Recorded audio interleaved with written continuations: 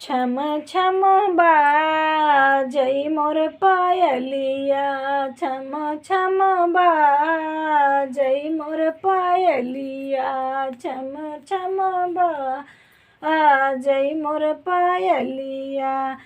पायल पहिर हम गइली दुअरवा, पायल पहिर हम गइले दुअरवा, ससुरो देखई मोर पायलिया, ससुरो देखई मोर पायलिया, ससुर देखई मोर पायलिया।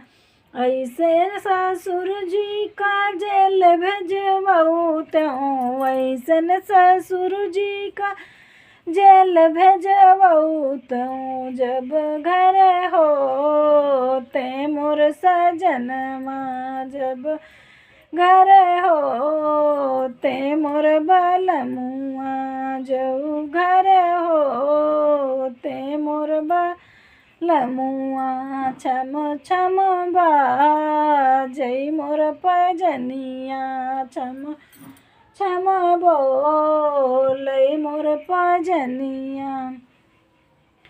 पायल पहिरे हम गइले वो सरवा, पायल पहिरे हम गइले वो सरवा, जेठवा देखई मोर पायलिया, जेठवा देखई मोर पायलिया, जेठऊ देखई मोर पायलिया।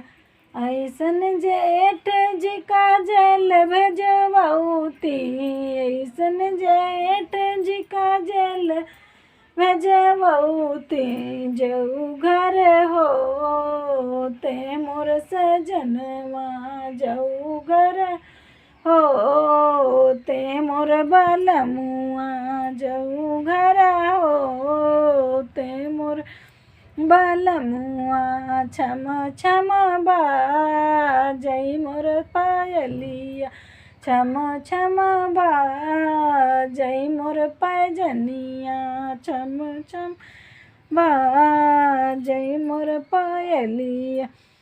पायल पहिरे मैं गइले आंगनवा, पायल पहिरे मैं गइली आंगनवा, देवर देखई मोर कंगनवा, देवरो देखई मोर पैजनिया, देवरो निहारई मोर पायलिया। ऐसन देवर जी का जेल भेजबऊती, ऐसन देवर जी का जेल भेजबऊ त्यों, जऊ घर होते मोर सजनवा, जऊ घर होते मोर बलमुआ, जऊ घर होते मोर सजनमा।